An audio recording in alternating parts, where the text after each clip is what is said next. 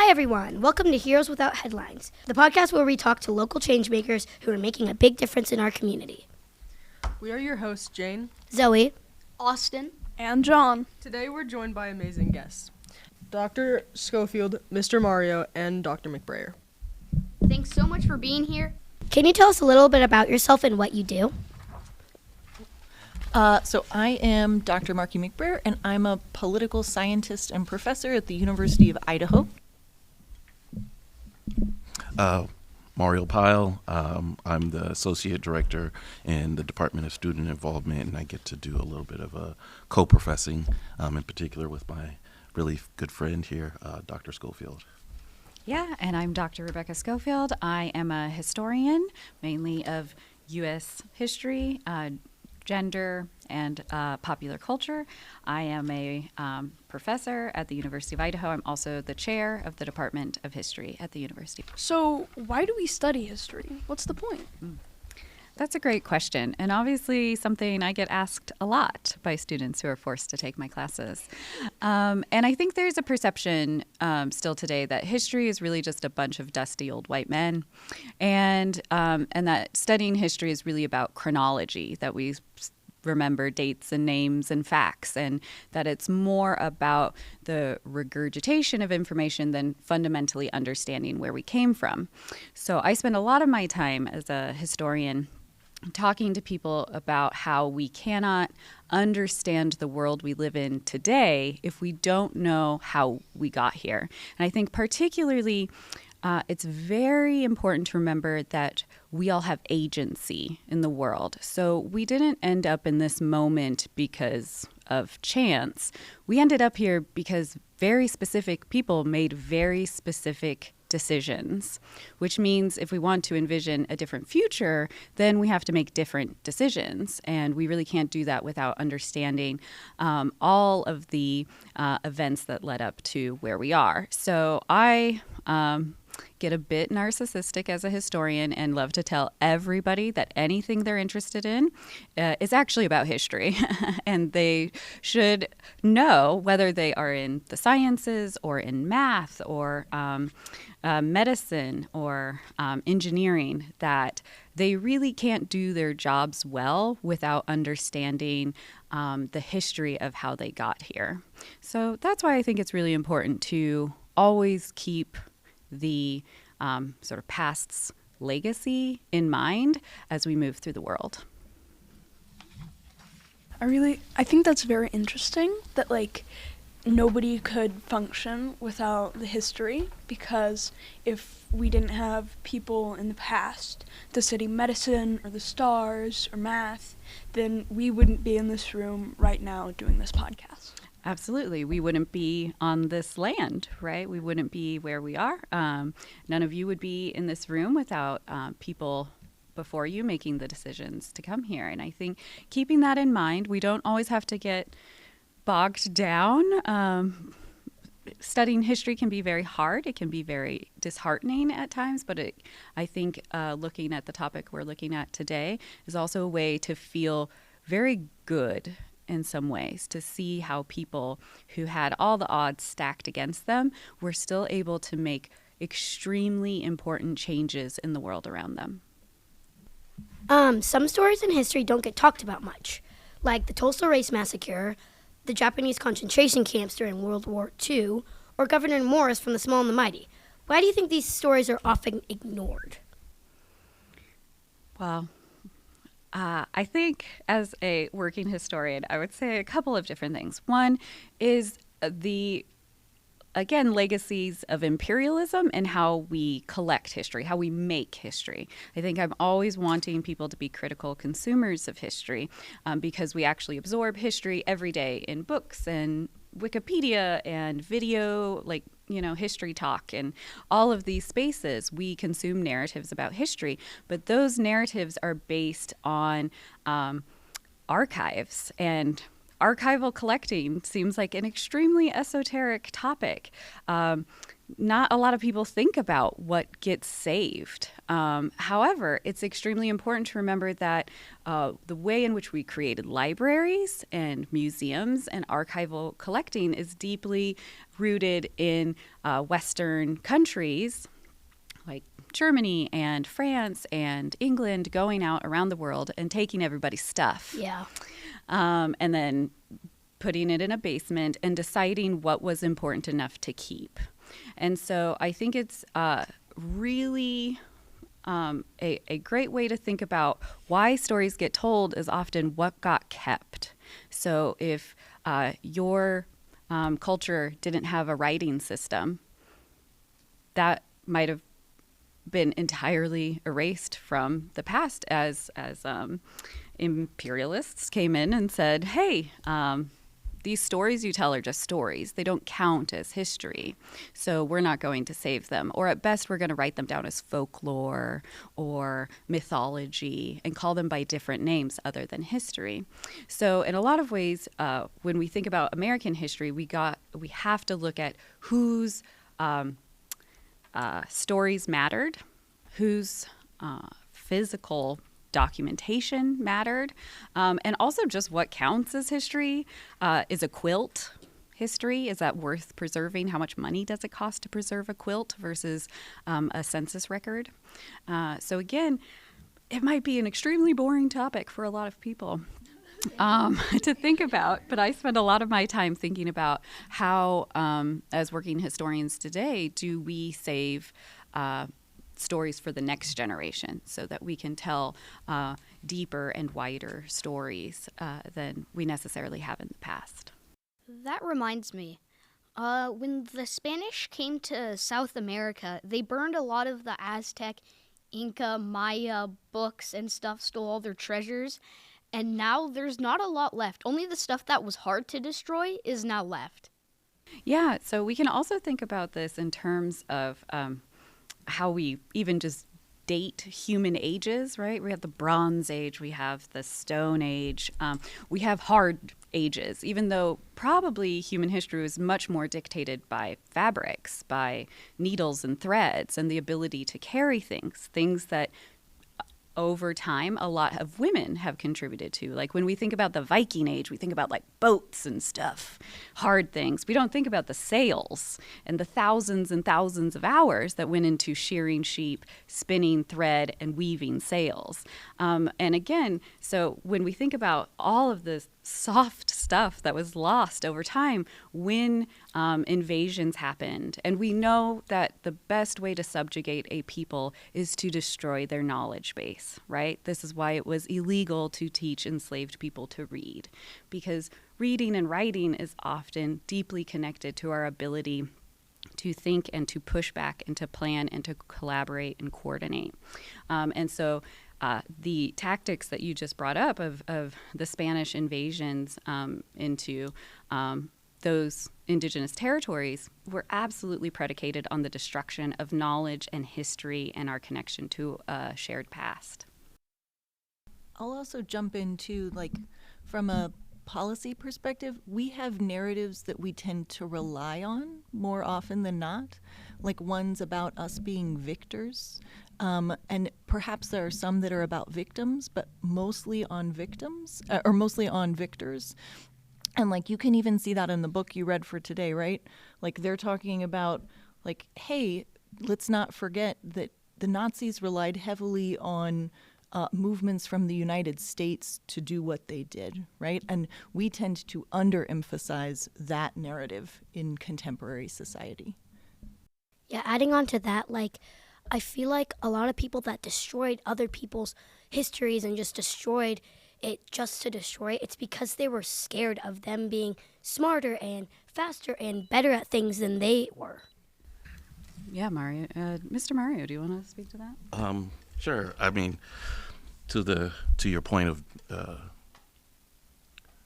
the destruction, and it built a lot of what we talk about is built upon fear. But where does that fear come from? What are we fearful of? And a lot of times, many people don't get past what's the fear. And so part of that fear is I'll say it this way. All of life is built upon stories. And what's unique about stories is that it's called perspective. So every book you have in here is built upon a perspective of how something looked to them. You control the narrative when you get to establish the perspective.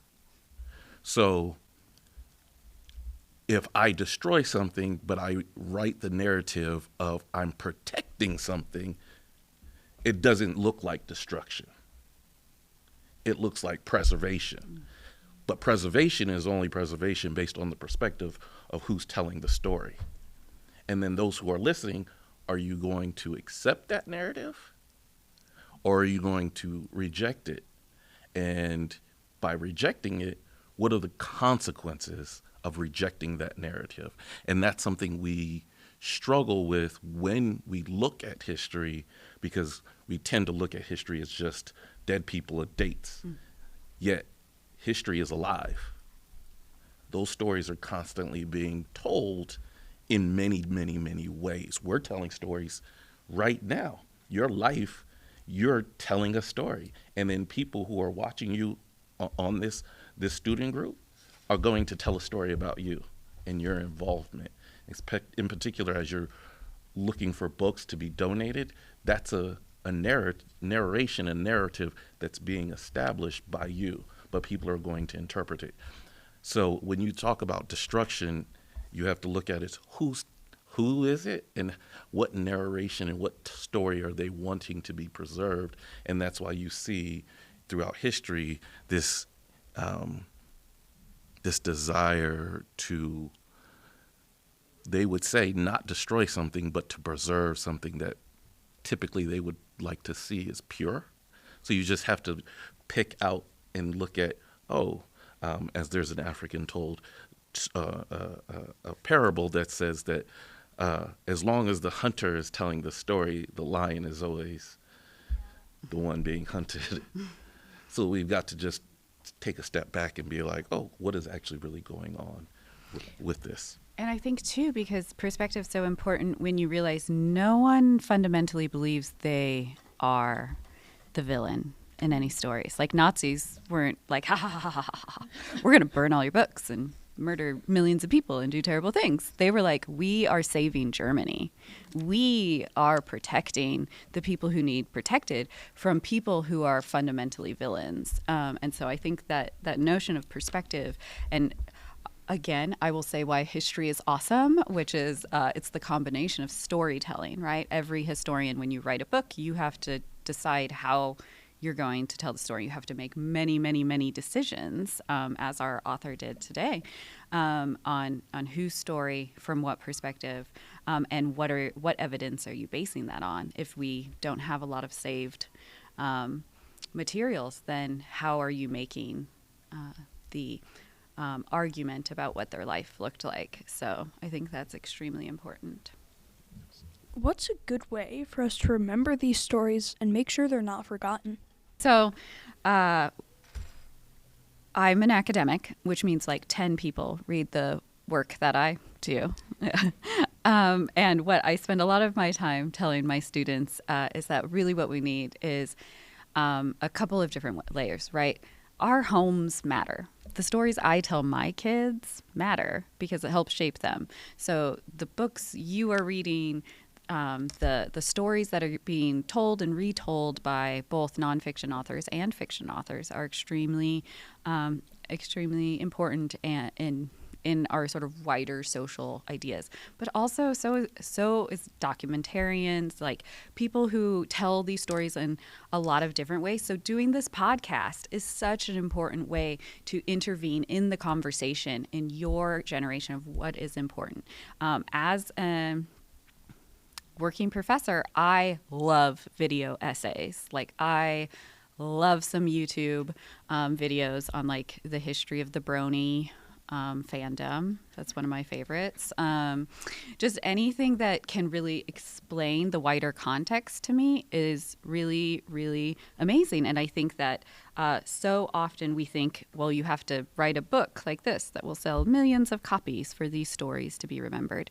That's not really true. It's about finding them yourself, telling them to the people you care about, and with today's technology, being able to then reach out to a slightly wider audience with podcasts and video essays and book talk and all the things. So I think just making sure we are telling the stories is extremely important. Also donating to libraries and archives.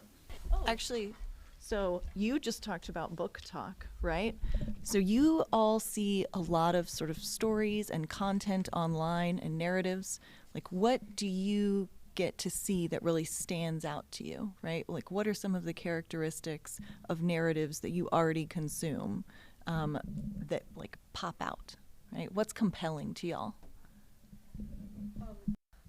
I think we see a lot of things, especially like online and social media, and there are a lot of opinions, but I think people who have reasons and like explanations behind their opinions and can back up their own facts really stand out, because there's not, I feel like in these days, like most people, they have an opinion, but they don't, there's not always reasons and there's no like explanation to back up why they believe that.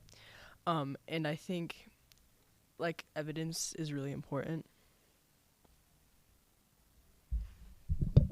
Well, I do want to say, too, there's also a lot of fake stuff going around social media, and sometimes it's kind of hard to determine whether what's false and what's true. So I think that's a big part of the things that we need to understand. Like, I could see this crazy story, but then if I think about it for just like 10 seconds and go, no way this is true, then it might not be. Yeah, adding on to Austin there, like sometimes when this stuff is fake, like this AI stuff, these filters, like you don't know what's real and what's not. So like something really big could have happened, but like a bunch of people could just be like, oh, that's not real, and it really is. I love every single answer, and I think that some of the keys to the future are hidden in what you all said.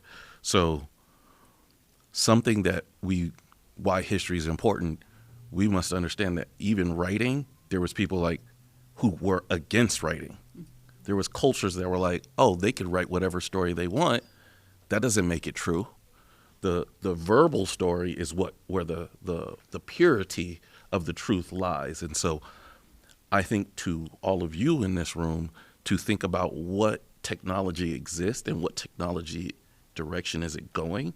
How can you contribute to the preservation of truth? So even though AI is producing maybe fake content, how can you produce truth to fact check that AI? That is going to be essentially the test to you as you migrate into the technology world to preserve history, because we already see people using fake videos for people to say certain things.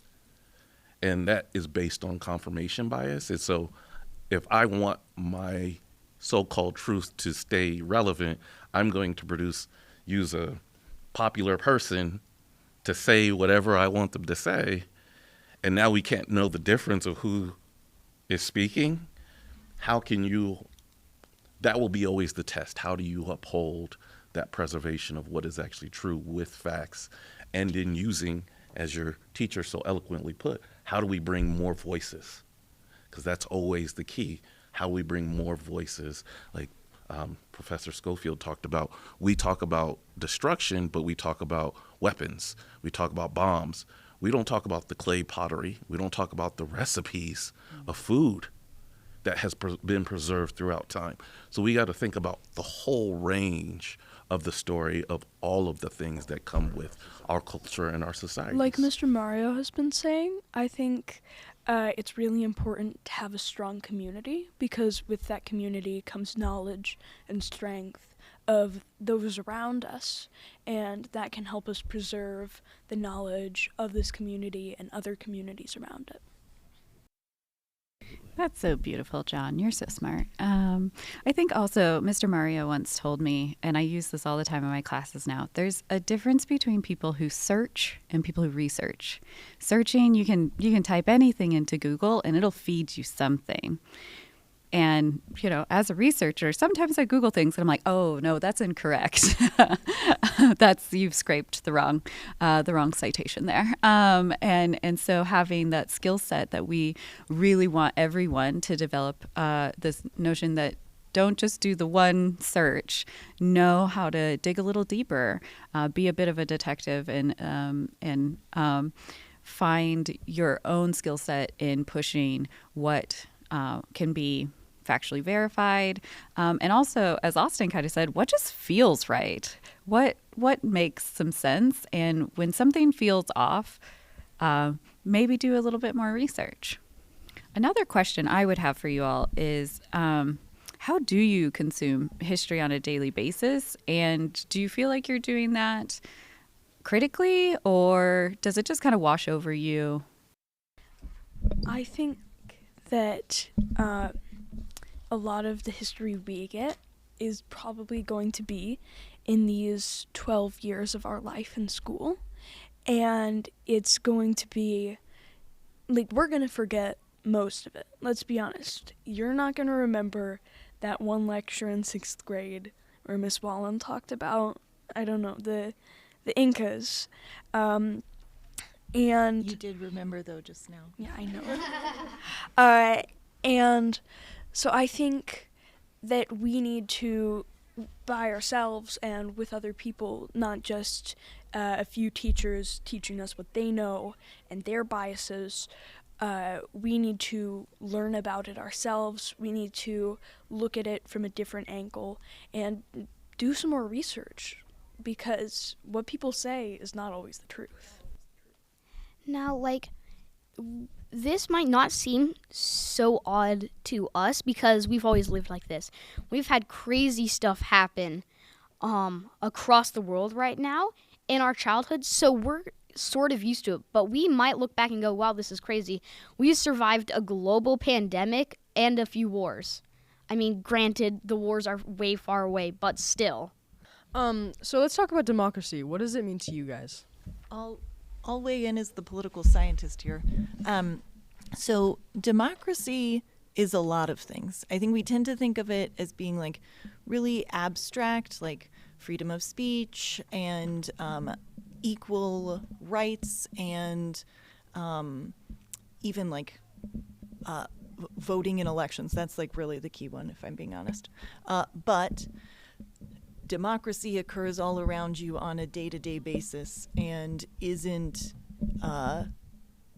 some abstract concept. This is democracy, right? Us sitting around this table and talking about things, this is democracy. This school is democracy. Miss Wallen's 6th grade lecture, that's democracy. So it's happening all the time wherever you are, especially in a public school. So you shouldn't think about democracy as this big abstract concept. It's these little commitments day by day that we are participating in. How does learning about heroes without headlines help make our democracy stronger? I don't want to overanalyze any of this and want to give answers that are really applicable to this actual conversation. So I'll take, for instance, the person on my sweater, Toussaint, which is just one of his many names. He was an enslaved African on the island of Haiti who fought against the French. So many people believe democracy came from France, yet he was fighting against what would be as norms. So how was it preserved? So the preservation, again, going to whose story, what are we preserving? Democracy is, as said, is the people, and the people engaging with one another without fear. So if we even take out the term heroes, because I think we have a tendency, at least here in America, to think that you can only make a difference if you're a hero or a heroine. You being you, as who you are, can make a difference. that is where we can preserve democracy, is that not this everyone having to strive to be the king or queen. We need painters. We need poets. We need janitors. We need painters. We need every part, plumbers. All of them are equally essential to making sure democracy flows. And when democracy doesn't flow is when people at the top restrict, create fear, and try to subconsciously strip away rights by using coded language. That's when it goes away, and when your average citizen. So one thing I will say about the Greeks is they wanted the average citizen to know at least what was going on. And Austin, you talked about all that's going on in the world. How do you keep that fresh and not in a way that's punitive? So how do you, as a group, and so my question for you, even somewhat rhetorical for you to think about, is how do you continue to engage with your peers about topics that matter without making them divisive and causing people to separate? I also just want to push back even on the notion of heroes. I think that for a long time we had what was called great man history. I think there's a lot of people who want to return to great man history, that a single person at the top of a pyramid changed everything, made a decision, and George Washington won the war and all the things. And I think I would love to borrow a line from my currently all-time favorite film, K-pop Demon Hunters. You're welcome. And there's this really great line where they're like, so we're not heroes, but we're still the survivors. And I think that this is the most important thing in history, is that sometimes my students will create what I call historic heroes or historic crushes, where you build someone so far up in your mind that the first time you realize that, maybe they were racist. Maybe Thomas Jefferson enslaved humans, even though he wrote very eloquently about the equality of men. Then they crumble.